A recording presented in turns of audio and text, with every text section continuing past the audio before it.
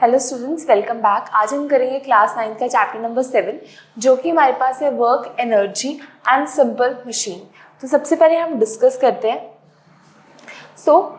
अगर हम complex term में बात करें तो हम कॉम्प्लेक्स एनालिसिस में फोर्स का जो टाइम के साथ चेंज होता है हम इसको काइनेमेटिक्स या न्यूटन्स की लॉ के फॉर्म में क्या करते हैं, डिस्कस करते हैं। लेकिन ईजियर और सिंपल वे में हम किसके बारे में बात करते हैं, वर्क के बारे में बात करते हैं, एनर्जी और पावर के बारे में क्या करते हैं, हम बात करते हैं। इससे हम क्या करते हैं, जो मोशन हो रहा है, मोशन का वर्क, एनर्जी और पावर के साथ किस तरीके से इंट्रैक्शन है हम उसको डिस्कस करेंगे। तो सबसे पहले एनर्जी क्या होती है, किसी भी सब्सटेंस की काम करने की जो कैपेसिटी होती है, मींस जो क्षमता होती है, उसको हम क्या बोलते हैं, एनर्जी क्या होगी, किसी भी सब्सटेंस की कैपेसिटी वर्क करने की, हम उसको क्या बोलेंगे, एनर्जी बोलेंगे।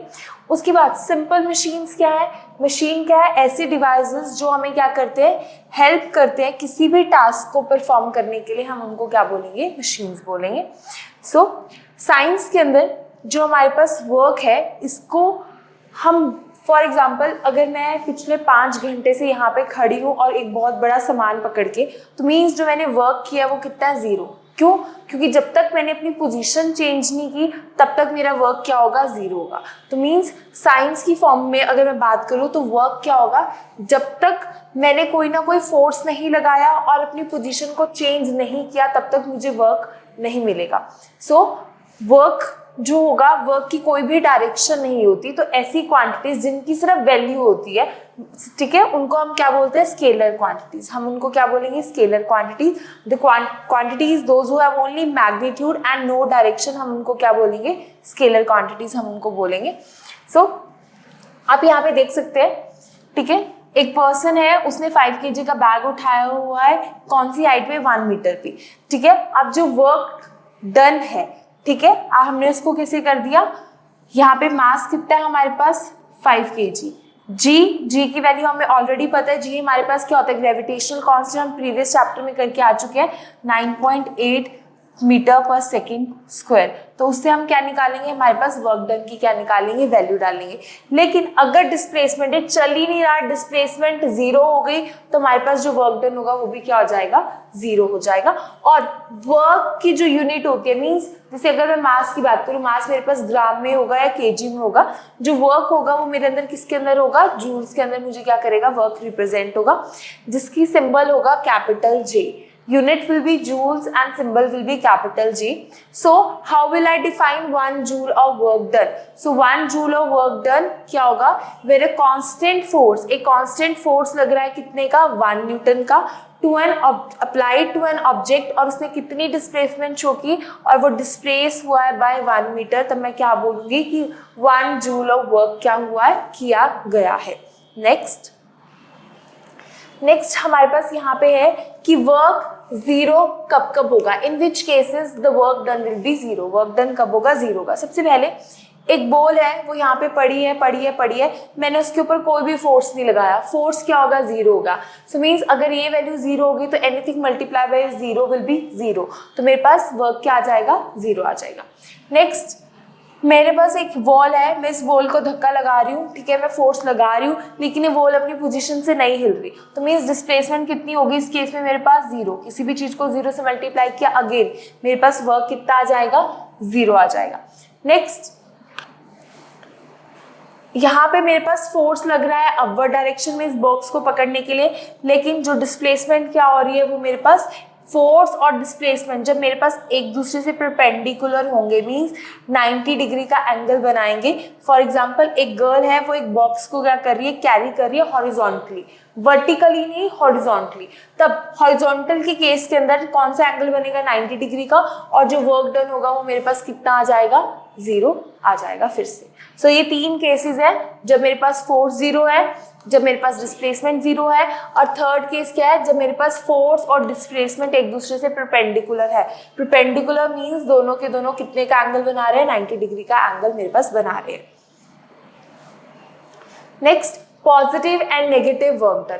अब वर्क डन पॉजिटिव केस कब होगा और वर्क डन नेगेटिव कब होगा। जब मेरे पास फोर्स और डिस्प्लेसमेंट मीन्स ये मेरे पास पेन है, मैं इस पेन को फोर्स लगा रही हूँ और वो सेम फोर्स में इसी डायरेक्शन में लगा रही हूँ, पेन भी सेम डायरेक्शन के अंदर क्या कर रहा है, मूव कर रहे हैं सेम डायरेक्शन के अंदर, तब मेरे पास क्या होगा, जो वर्क डन होगा वो कैसा होगा, पॉजिटिव होगा। ठीक है। नेक्स्ट केस में नेगेटिव वर्क डन कैसा होगा, मैं फोर्स तो इस डायरेक्शन में लगा रही हूँ लेकिन पेन इस डायरेक्शन में मूव कर रहा है, तो मीन्स फोर्स और डिस्प्लेसमेंट जब मेरे पास ऑपोजिट डायरेक्शन में है, उस केस के अंदर मेरे पास वर्क डन कैसा होगा, नेगेटिव होगा। कैसा होगा, नेगेटिव होगा। नेक्स्ट सो हमारे पास अब इसके पास हमारे पास आती है work energy theorem. Work energy theorem क्या होगी, work done on an object equals to change in its energy. अगर मैं बोलूं कि इस ऑब्जेक्ट के ऊपर कोई काम किया गया है तो उसकी एनर्जी के अंदर मुझे क्या मिलेगा, चेंज मिलेगा।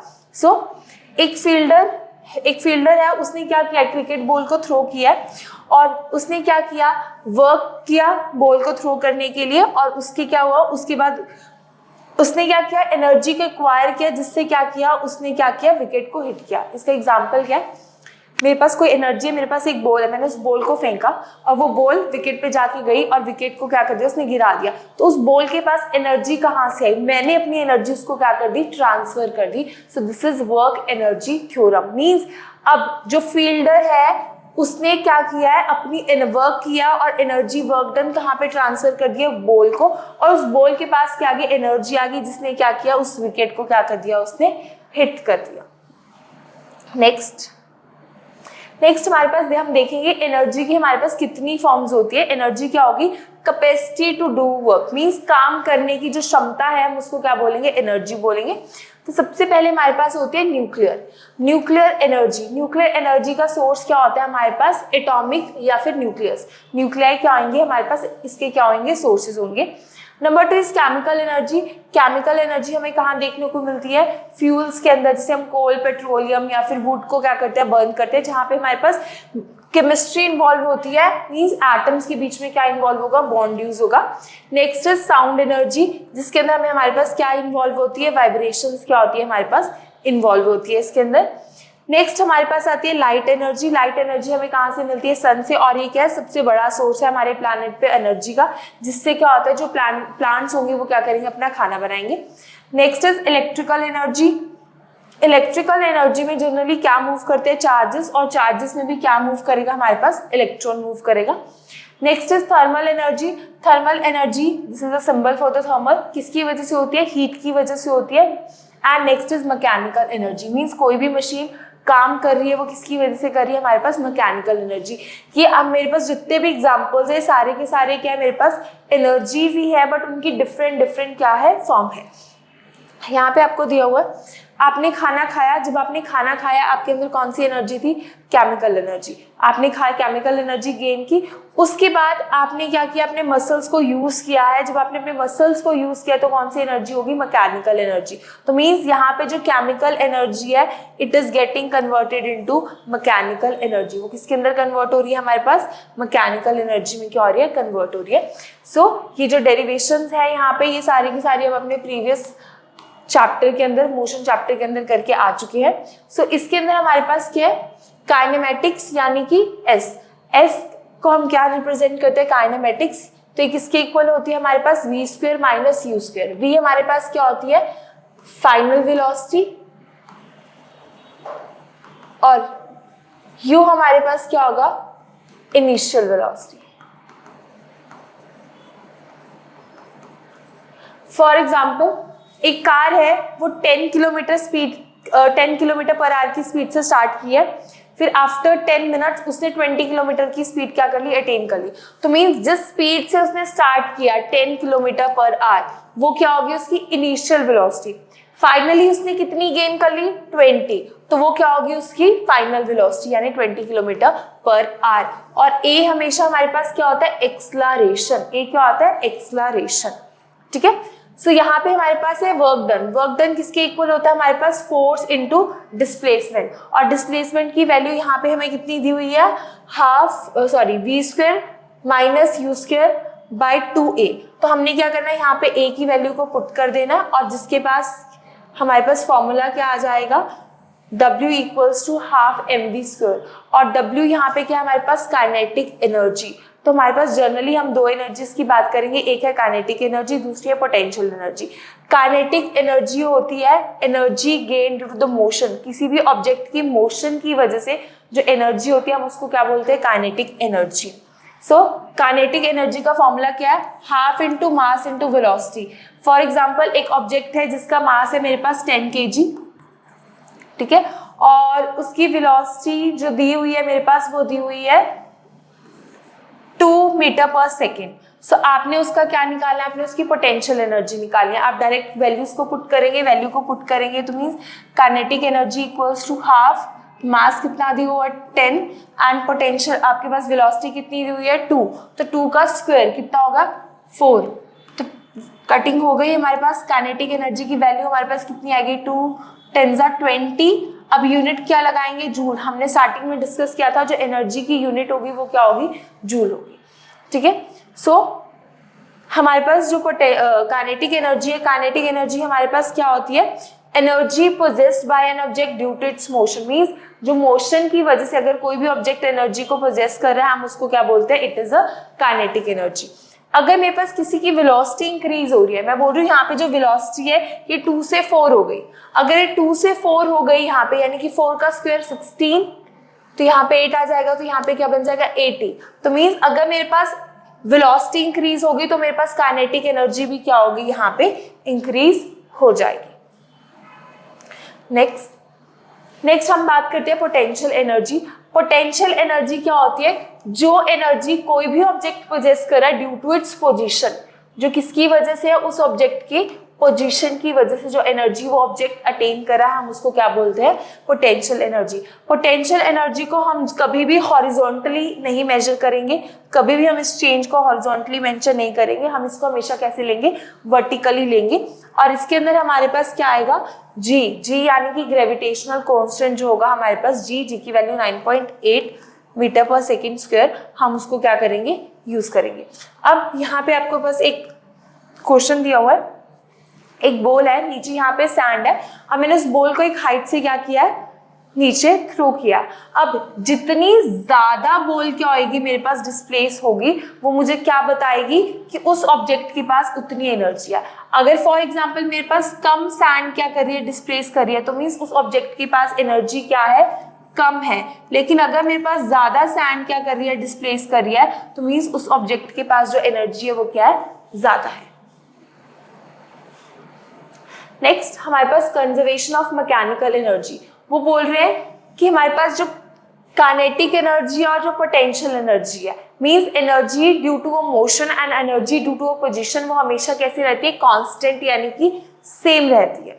एग्जांपल, एक हाइट है, एक बिल्डिंग की हाइट है, वहां पे मान लो मेरे पास जो पोटेंशियल एनर्जी है वो मेरे पास कितनी है 5 जूल्स, और काइनेटिक एनर्जी मेरे पास कैसी है 0 जूल्स। जैसे जैसे हाइट डिक्रीज होगी पोटेंशियल एनर्जी अल्टीमेटली क्या करेगी, डिक्रीज करेगी। यहाँ पे एक मिड पॉइंट आ गया, इस मिड पॉइंट पे मेरे पास पोटेंशियल एनर्जी कितनी होगी 5 जूल्स, और काइनेटिक भी कितनी होगी 5। जैसे ही ग्राउंड को हिट किया पोटेंशियल कितनी होगी 0 और काइनेटिक कितनी हो गई 10 जूल्स। तो अब टोटल सम की अगर मैं बात करूं तो वो हमेशा मेरे पास कितना है, constant. And what is the constant value, that is 10 joules. तो वो यही बोलना चाहते हैं कि according to the conservation of mechanical energy, जो मेरे पास सम है पोटेंशियल और काइनेटिक एनर्जी का, वो हमेशा कैसे होगा, कांस्टेंट ही होगा। नेक्स्ट हम बात करेंगे अब पावर की। पावर क्या होता है, rate in change of work, ठीक है, पर यूनिट टाइम। मींस आपने कितना काम किया है एक पर यूनिट टाइम के अंदर, हम उसको किससे रिप्रेजेंट करते हैं, उसकी पावर से रिप्रेजेंट करते हैं। अब जितने भी आपकी ट्यूबलाइट्स, इलेक्ट्रिकल अप्लायंसेस होते हैं, उनके पीछे उनकी पावर दी होती है। तो मींस वो कितने टाइम के अंदर कितना वर्क करेंगे, हम उसको क्या बोलेंगे, उसकी पावर बोलेंगे। पावर का जो यूनिट होती है वो हमारे पास होती है वॉट, हम इसको क्या बोलते हैं वॉट, और इसका जो सिंबल होगा that will be the capital W।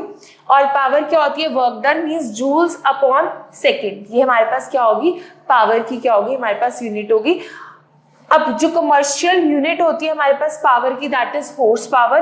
और एक हॉर्स पावर कितने वोट के इक्वल होती है, 746 वोट की क्या होगी, इंपॉर्टेंट है ये आपके पास। कन्वर्जन आपके पास आ सकती है कि 2 हॉर्स पावर को वोट के अंदर कन्वर्ट करें, तो इसको जस्ट डायरेक्टली आप क्या कर देंगे, 2 से मल्टीप्लाई कर देंगे, ठीक है।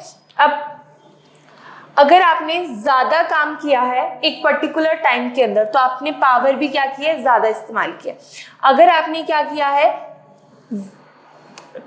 ज्यादा टाइम के अंदर अगर आपने कम काम किया तो आपने पावर भी क्या किया है, कम इस्तेमाल किया है। तो इससे हमें क्या पता लगता है, इससे हमारे पास एक रिलेशनशिप निकल के आती है, वो क्या है, जो पावर है that is directly proportional to work done. आप जितना ज्यादा काम करोगे उतनी ज्यादा आपको क्या लगेगी, उसके लिए पावर लगेगी। नेक्स्ट हमारे पास last topic means that is the simple machine. इसके हम दो उसकी बात करेंगे। तो सबसे पहले सिंपल मशीन में एफर्ट की बात करते हैं। एफर्ट क्या होता है, जो फोर्स मशीन लगा रही है हम उसको क्या बोलेंगे, एफर्ट। जो फोर्स हमारे पास मशीन लगा रही है हम उसको क्या बोलेंगे, एफर्ट। और जो फोर्स हमें चाहिए हमारे जो लोड को ओवरकम करने के लिए हम उसको क्या बोलेंगे, लोड बोलेंगे। फॉर एग्जाम्पल अगर मैं ज्यादा एफर्ट लगा रही हूँ तो मीन्स लोड क्या है, मेरे पास ज्यादा है। अगर मैं कम एफर्ट लगा रही हूँ यहाँ पे तो मीन्स मेरे पास लोड का जो वेट है वो भी क्या मेरे पास कम है। सो जो मेरे पास mechanical advantage means M A, ये किसके इक्वल होती है, लोड अपॉन एफर्ट की क्या है, दिस इज द फॉर्मूला, क्या होती है इसके इक्वल होती है। नेक्स्ट हमारे पास पुलिस सिस्टम, सेम वही है। इसके अंदर पुलिस सिस्टम के अंदर क्या होगा, जो मेरे पास एफर्ट है वो मुझे कहाँ दिखाई देगा, इस रोप से दिखाई देगा। वही है, मान लो एक वेल है, एक वेल के अंदर आपने बकेट को डाला है, जब आप एम्प्टी बकेट को निकाल रहे हो तब आपको एफर्ट क्या होगा, कम लगेगा। लेकिन अगर इस बकेट के अंदर बहुत सारा पानी है तो आपको क्या होगा, ज्यादा एफर्ट लगाना पड़ेगा। नेक्स्ट आपके पास इंक्लाइन प्लेन आता है। सो इंक्लाइन प्लेन जो हमारे पास फॉर्मूला है वो हमेशा सेम रहेगा, that is load upon effort. और लोड किसके इक्वल होगा, हमारे पास मास इंटू जी यानी कि ग्रेविटेशनल कांस्टेंट के, और एफर्ट क्या होगा हमारे पास फोर्स के इक्वल होगा। सो इंक्लाइन प्लेन के अंदर एक हमें हाइट दी होती है, एक हमें लेंथ दी होती है, किसकी, इंक्लाइन प्लेन की। जो लेंथ होती है that is always greater then the height. जो इंक्लाइन प्लेन की जो लेंथ है वो इसकी हाइट से क्या होती है, हमेशा क्या होती है, ऑलवेज क्या होगी, हमें कैसे देखने को मिलेगी, ग्रेटर ही देखने को मिलेगी। और हर एक केस के अंदर जो हमारे पास फॉर्मूला है वो सेम है। फॉर्मूला क्या है मैकेनिकल, उसका लोड अपॉन एफर्ट, और लोड की वैल्यू क्या है, mg बाय एफ। एफ क्या है मेरे पास, फोर्स, और mg क्या है मेरे पास, mass into the gravitational constant यानी कि g। नेक्स्ट लेवलर की अगर मैं बात करूं, लेवलर के अंदर क्या होगा, मेरे पास सेम फॉर्मूला है, लोड अपॉन एफर्ट, क्योंकि जितने भी मैकेनिकल अप्लायंसेस है उनका फॉर्मूला क्या रहेगा, सेम रहेगा।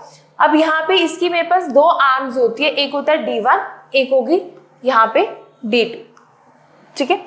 सो जो एफर्ट होगा it will be equal to the D1 arm, जो लोड होगा वो किसके इक्वल होगा, मेरे पास D2 के इक्वल होगा। सो इसको हम इसके हम एक बार अप्लायंसेस देख लेते हैं कहाँ कहाँ काम करेगा। अगर मेरे पास जो लोड है it can be more than equal to और लेस देन 1। सो ऐसे केसेस के अंदर जो मेरे पास लोड है वो कहाँ पे यूज हो रहा है, आप सीजर इस्तेमाल करते हैं। सीजर किसके मेरे पास बेसिस पे, अप्लायंसेस पे यूज हो रहा है, जब मेरे पास MA की वैल्यू क्या हो रही है, 1 से कम आ रही है, 1 की इक्वल आ रही है, 1 से लेस आ रही है, it is used in scissors. जब मेरे पास जो MA की value which is always greater than 1, वो 1 से हमेशा ज्यादा आएगी, तो ये कहाँ पे यूज हो रहा है, मेरे पास लेमन स्क्वीजर्स, बोतल ओपनर्स। सो जितने भी ये आपके इंस्ट्रूमेंट्स है, छोटे छोटे इंस्ट्रूमेंट चीजों को ओपन करने के लिए, इनके अंदर हम लेवलर और लोड का ही क्या करेंगे, इस्तेमाल करेंगे। नेक्स्ट जब मेरे पास MA की वैल्यू हमेशा 1 से कम आएगी तो मेरे पास ये वाले अप्लायंसेस कहाँ पे लगेंगे, ट्विजर्स, ब्रूम और टॉक्स के अंदर क्या होगा, हम ऐसे इंस्ट्रूमेंट्स को क्या करेंगे, यूज करेंगे। नेक्स्ट हमारे पास समरी के अंदर वर्क क्या होता है, force displaces an object, means force into displacement. कितना फोर्स लगाया है ऑब्जेक्ट को कितने से डिस्प्लेस करने के लिए, वो मुझे क्या बताएगा, वर्क बताएगा। एनर्जी क्या होती है, capacity to do work, means एक ऑब्जेक्ट की कितनी क्षमता है काम करने की, हम उसको क्या बोलेंगे, एनर्जी बोलेंगे। मैकेनिकल एनर्जी मेरे पास क्या होगी, हमेशा क्या रहती है, कंजर्व्ड यानी कि सेम रहती है, मींस पोटेंशियल प्लस काइनेटिक मेरे पास क्या रहेगी, हमेशा इसकी वैल्यू क्या रहेगी, कांस्टेंट रहेगी। नेक्स्ट कम पावर, पावर मेरे पास क्या होगा, rate of doing work, means जो काम करने का जो रेट है मेरे पास वो मुझे क्या बताएगा, पावर बताएगा। सिंपल मशीन के अंदर क्या होगा, मेरे पास जो वर्क होगा वो चेंज हो, वो अपने मैग्नीट्यूड या डायरेक्शन को चेंज कर रहा है या नहीं कर रहा, and in respect to one whether it is less, more या इक्वल टू। नेक्स्ट मेरे पास यहाँ पे कुछ इंपॉर्टेंट फॉर्मूलाज है। वर्क का फॉर्मूला मेरे पास होता है force into displacement and this is the unit, work की यूनिट क्या होती है, जूल्स। काइनेटिक एनर्जी का मेरे पास फॉर्मूला होगा हाफ mv², m होगा मास, v होगी मेरे पास वेलोसिटी, और यूनिट हम एनर्जी निकाल रहे हैं तो यूनिट मेरे पास क्या होगी, जूल्स होगी। Next is potential energy, potential energy का फॉर्मूला है mgh, h हाइट, यहाँ पे हमारे पास ग्रेविटेशन, और हम एनर्जी निकाल रहे हैं फिर से तो वैल्यू क्या जाएगी, जूल्स जाएगी। पावर का फॉर्मूला होता है हमारे पास work done per unit time, तो हमारे पास इसकी यूनिट क्या जाएगी, वॉट जाएगी। एम ए हमारे पास इंक्लाइन प्लेन एंड लीवर के अंदर क्या होगा हमारे पास L/h, h यहाँ पे क्या होगी, हाइट होगी, और L क्या होगा हमारे पास, क्या होगी इसकी length. This is height and this is length. Leveller के अंदर हमारे पास दो आर्म्स है, यहाँ पे मेरे पास लेवलर है, this is D1 and this is D2, उनके डिवीजन के क्या होगी, इक्वल होगी। So that's all for this lecture, hope you like.